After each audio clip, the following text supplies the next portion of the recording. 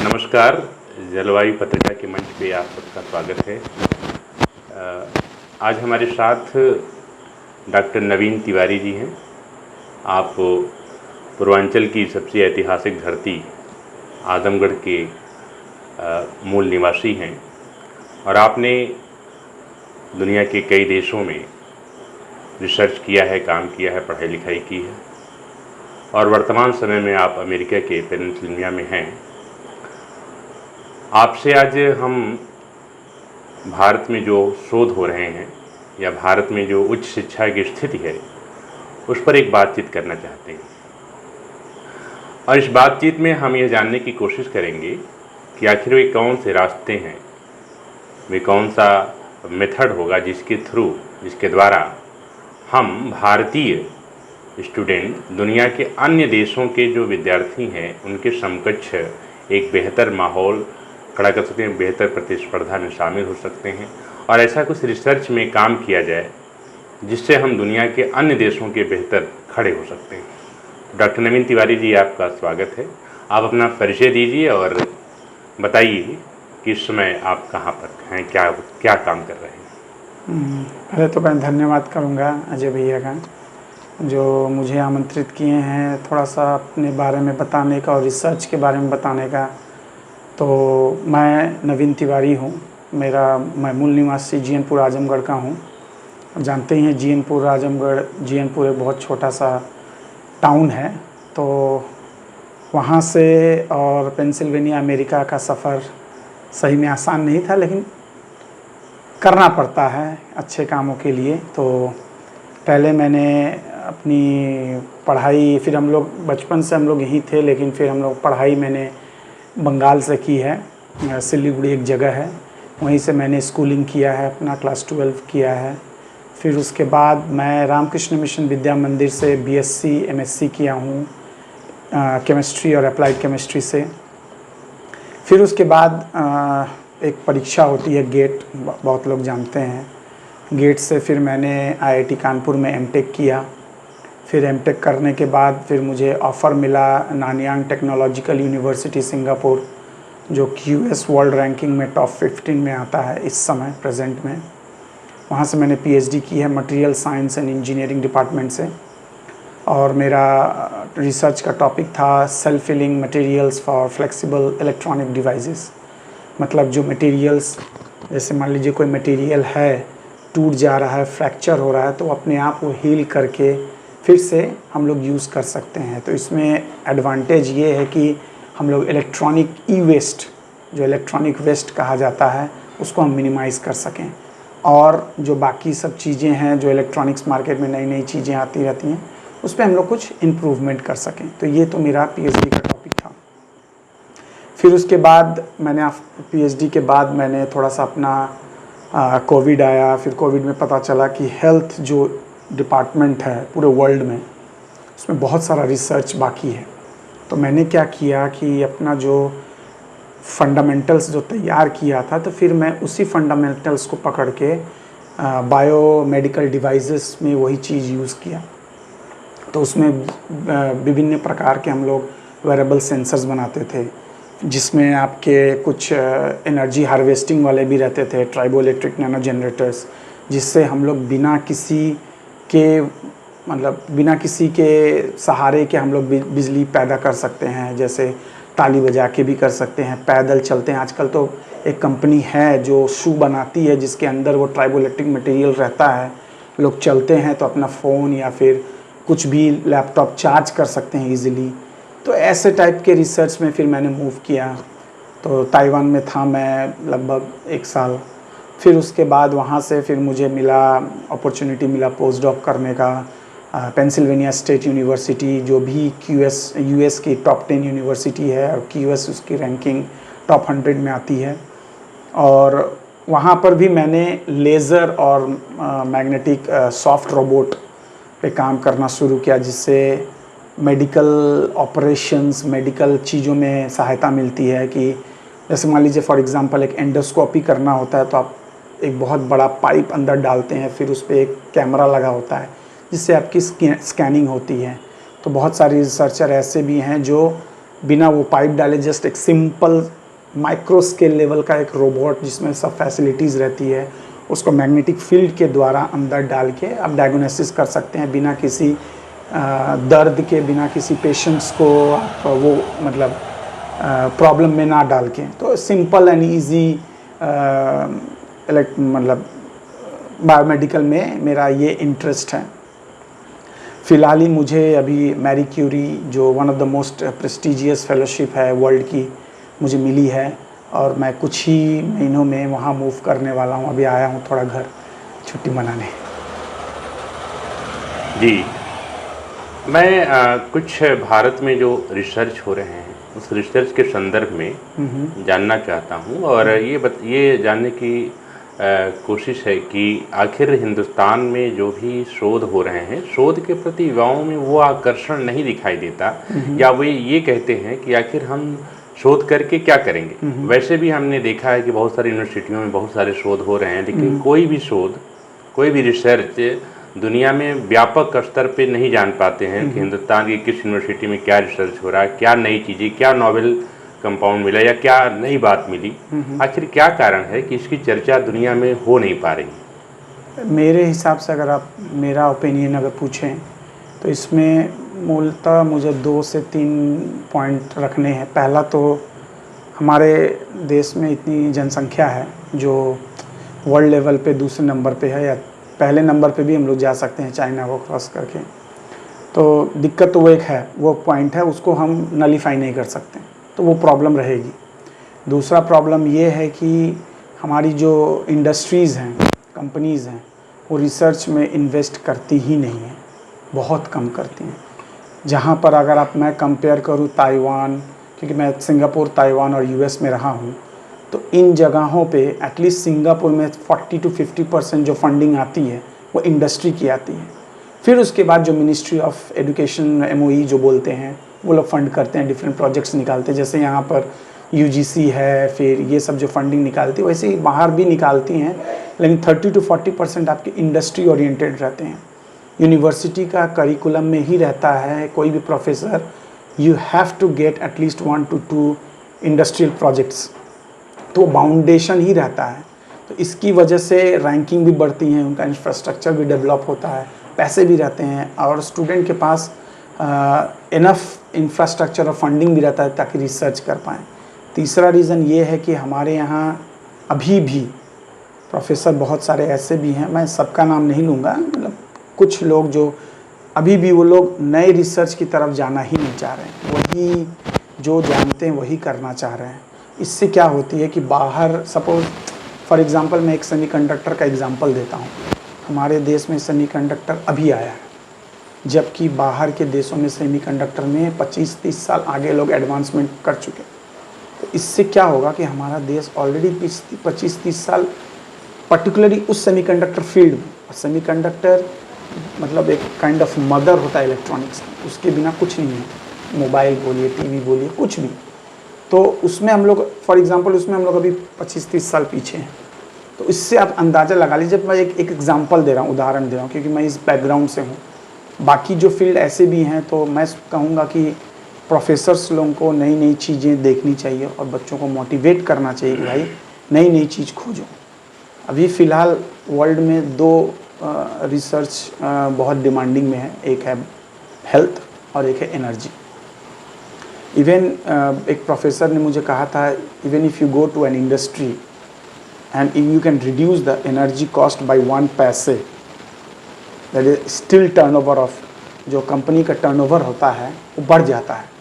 तो आप वो 1 पैसा खाली कम कर देंगे थ्रू टेक्नोलॉजी, थ्रू रिसर्च, तो आप असिस्टेंट से हो सकता है CEO भी बन जाए। तो इतना पावरफुल है ये सब चीज़ें। Even for the your medical, आजकल देखिए अभी भी लोग सुई से लगा के ब्लड निकालते हैं। बाहर फॉरेन में जस्ट सेंसर लगा देते हैं, आपका ब्लड ग्लूकोज, शुगर लेवल, क्या लेवल सब निकल जाता है बिना किसी दर्द के। हम लोग भी एक रिसर्च कर रहे हैं माइक्रो नीडल पे, जिससे आप खून से नहीं, एक आता है ISF इंटरस्टिशियल फ्लूइड जो चमड़े के ठीक नीचे रहता है, उसको भी डिटेक्ट करके उससे आपका सोडियम पोटेशियम जो लेवल होता है एक्यूरेट मिलता है। तो ऐसी सब रिसर्चें मुझे नहीं लग रही है कि हो रही है, ऐसा नहीं है कि इंडिया में भी नहीं हो रही है, कुछ कुछ यूनिवर्सिटी हैं, लेकिन इसकी तादाद बढ़नी चाहिए। बिकॉज हम लोग में इंडिया में जो पॉपुलेशन है और जो मैन पावर है पूरे वर्ल्ड को डिमांडेड, कि अगर यहाँ के जो यंग जनरेशन्स बाहर जाते हैं तो थोड़ा सा टैलेंटेड रहेंगे तो इनको बहुत सारी अपॉर्चुनिटी मिलेंगी। वही चीज़ अगर हम इंडिया में खोल दें तो ब्रेन ड्रेन कम होगा। बिल्कुल बात सही है। आप ये बताइए कि जैसे आपने भारत में पश्चिम बंगाल और उत्तर प्रदेश के 2 बेहतर संस्थानों से पढ़ाई की, क्या आप जब विदेशों में गए तो क्या भारत के जो संस्थान जहाँ से आपने पढ़ाई की उन दोनों के जो इंफ्रास्ट्रक्चर है, जो अध्ययन शैली है, दोनों में क्या अंतर पाए आप? पहले तो मैं बोलूँगा रामकृष्ण मिशन विद्या मंदिर एक डिग्री कॉलेज है, तो वहाँ पर पहले तो उतनी रिसर्च नहीं होती थी। नॉर्मल बीएससी एमएससी में जो होता था लैब्स रहती थी, लेकिन फ़िलहाल अभी वहाँ पर अप्लाइड केमिस्ट्री में बहुत सारी इंस्ट्रूमेंट आ गई, जैसे XRD हो गया, FTIR हो गया, बहुत सारी इंस्ट्रूमेंट आ गई हैं। तो लोग मतलब एक होता है कि गवर्नमेंट को आगे आना चाहिए फंडिंग देने के लिए, और प्लस प्रोफेसर्स लोगों को भी थोड़ा दिखाना चाहिए कि हाँ भाई, गवर्नमेंट को भी लगना चाहिए कि हाँ ये करना चाह रहे हैं तो इनको फंडिंग दें। मतलब दोनों तरफ से आगे आना चाहिए।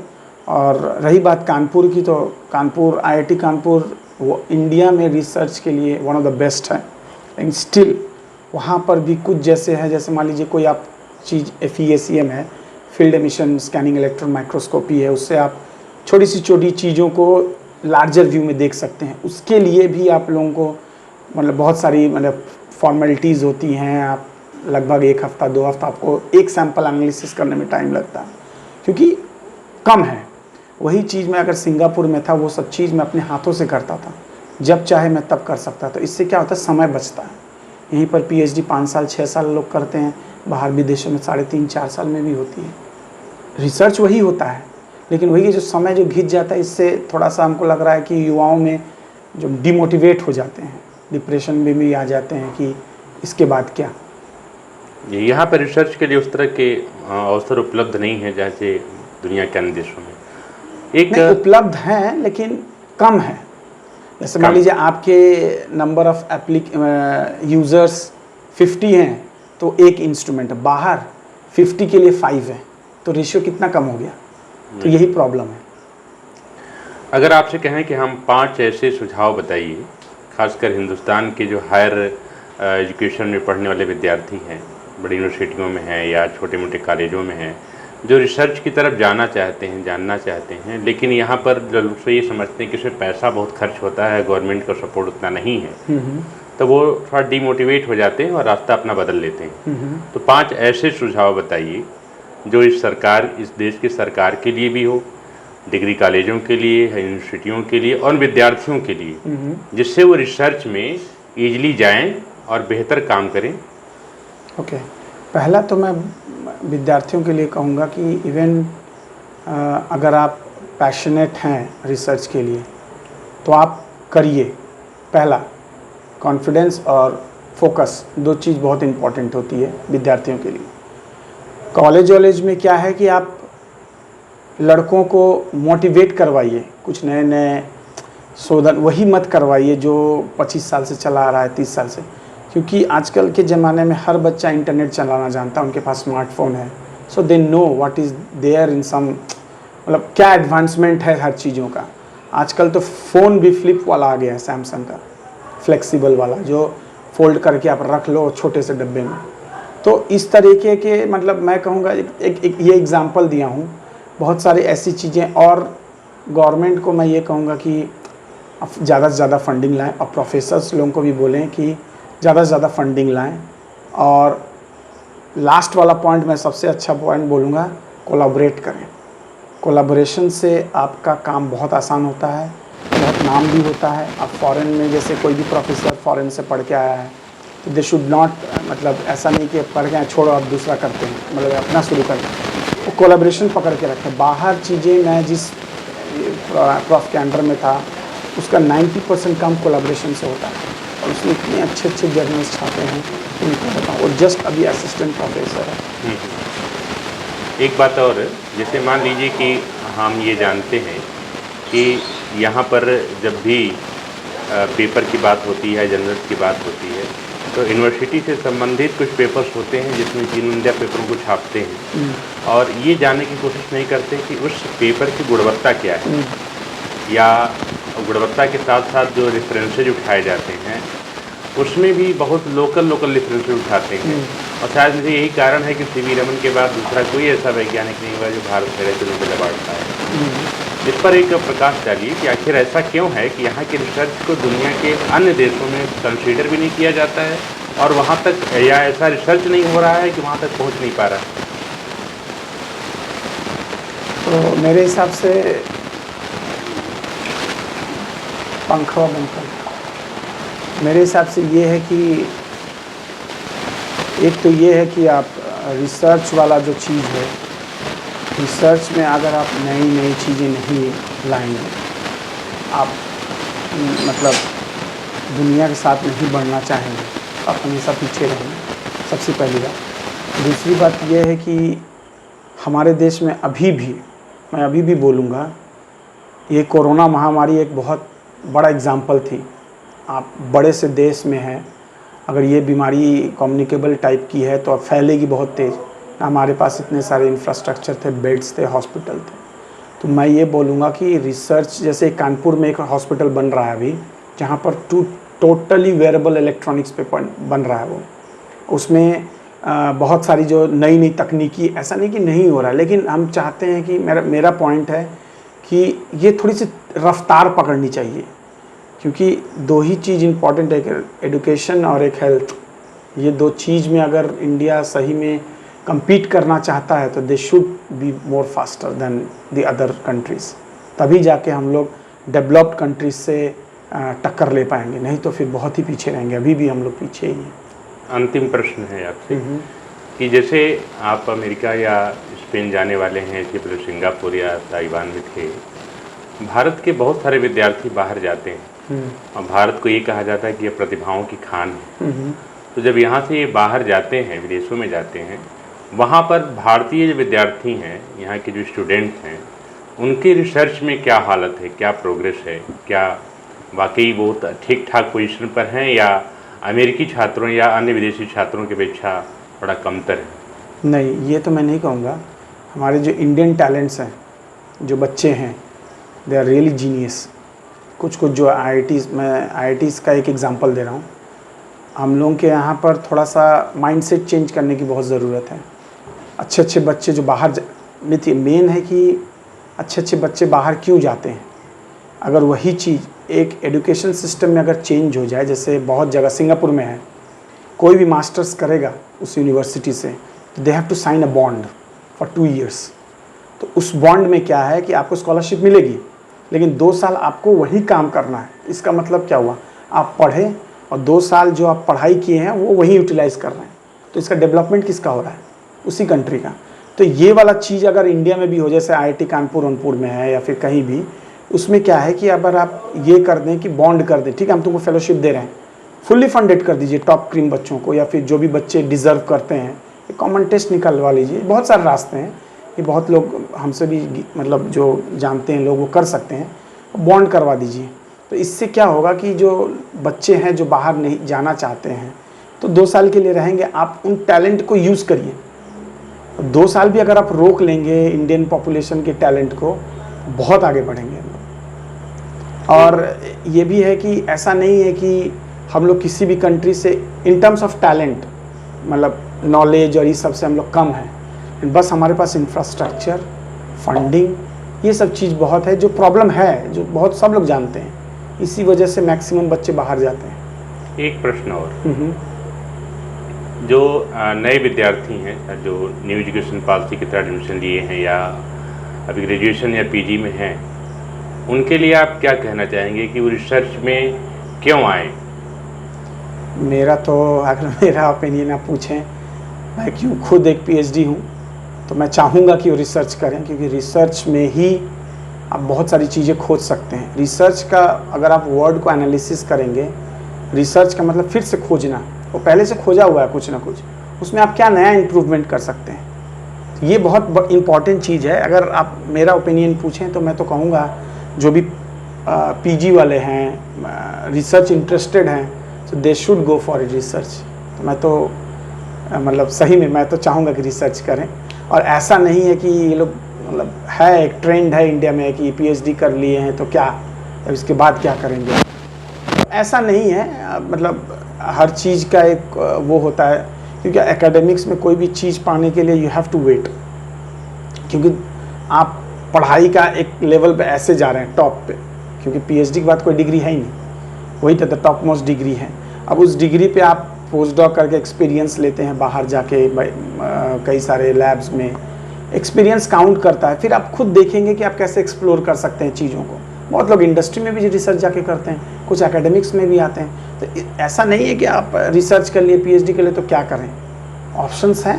थोड़ा सा वही फोकस और पेशेंस रखने की ज़रूरत है। एक प्रश्न और हाँ, कि भारत को अगर डेवलप बनाना हो, भारत को अमेरिका या जापान जैसा बनना हो, तो क्या किया जा सकता है एजुकेशन लेवल पे? ये तो बहुत बड़ा क्वेश्चन है। अब मैं अगर मैं एक रिसर्चर से प्रश्न कर रहा हूँ। हाँ, मैं अगर रिसर्चर से पूछ रहे हैं तो आप रिसर्च के लिए ज़्यादा से ज़्यादा उसको प्रोत्साहन करें, उसको सब चीज़ उपलब्ध कराएं जो करना चाह रहा हो। और पहली चीज़ ये भी है कि जैसे मान लीजिए जो बच्चा रिसर्च करना चाह रहा है उसकी भी सुने कि वो क्या सोच रहा है और उसको सोचने दें। ये नहीं कि खाली अपना ही बोलें कि नहीं ऐसे करो, ये नहीं करो, वो नहीं। तो इसमें क्या होता है कि जो बच्चे जो थोड़ा बहुत सोचना भी चाहते हैं, अपना करना चाहते हैं, इसी सब से बहुत नई नई चीज़ें खोज होती हैं। तो मैं तो चाहूँगा कि मतलब स्टूडेंट की सुने, खाली प्रोफेसर ही ना करे सब कुछ, तो ज़्यादा अच्छा है। तो आप जलवायु पत्रिका के मंच पर आए, जुड़े और आपसे एक बेहतरीन चर्चा हुई। अगली बार हम लोग किसी दूसरे मुद्दे पर चर्चा करेंगे, रिसर्च के ही मुद्दे पर, जब कभी फिर आजमगढ़ आना होगा। जी, आपको बहुत बहुत धन्यवाद। धन्यवाद।